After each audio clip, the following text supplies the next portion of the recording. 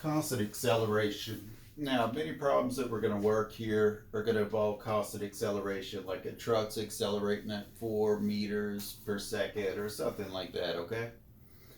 All right, let's suppose we have a function that has constant acceleration and a of t is equal to some number a, like some constant, like 4 or 5 or whatever. And also, s is equal to s subscript to 0 when t is equal to 0, and v is equal to v subscript to 0 when v is equal to 0. Now what we're going to do here is we're going to form some equations for constant acceleration, okay? Let's look at a velocity equation for this situation, okay? Isn't velocity the integral of acceleration? All right, so let's integrate my acceleration function. My acceleration function in this example is just what? A, right? Where a is some number, some constant. Now how do I integrate some constant here? I just put at plus my arbitrary constant, right? C.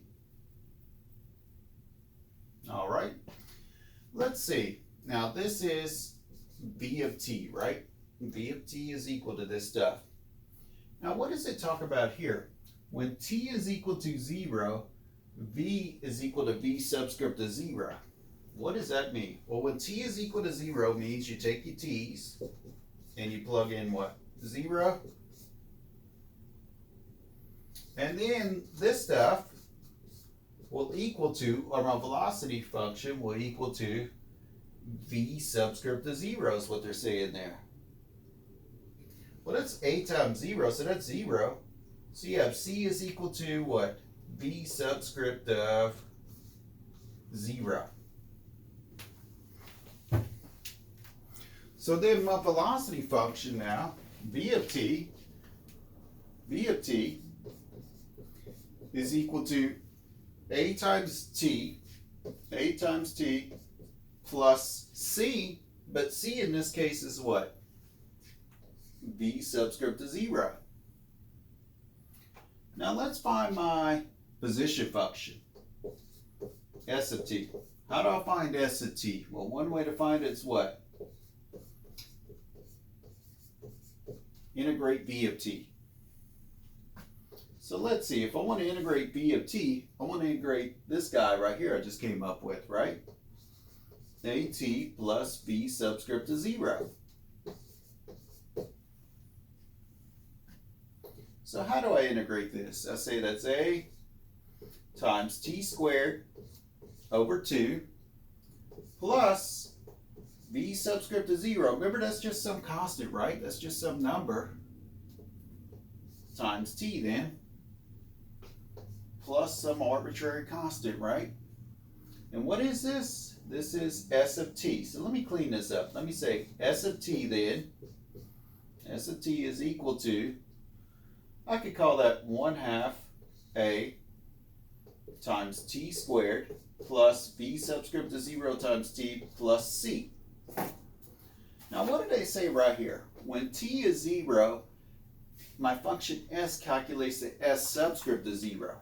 So if I let t be 0, I have this, 1/2 times a times 0 squared plus v subscript to 0 times 0 plus c, right? And what should all that equal to? Should equal to what?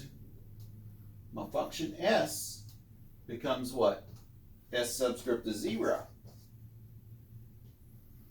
So this right here calculates a 0 plus this right here calculates a 0 plus c is equal to s subscript to 0. So what does that mean? C is equal to s subscript to 0 then. So what is my position function? It's going to be this stuff right here, but what? Instead of c, I'm going to substitute in s subscript to 0.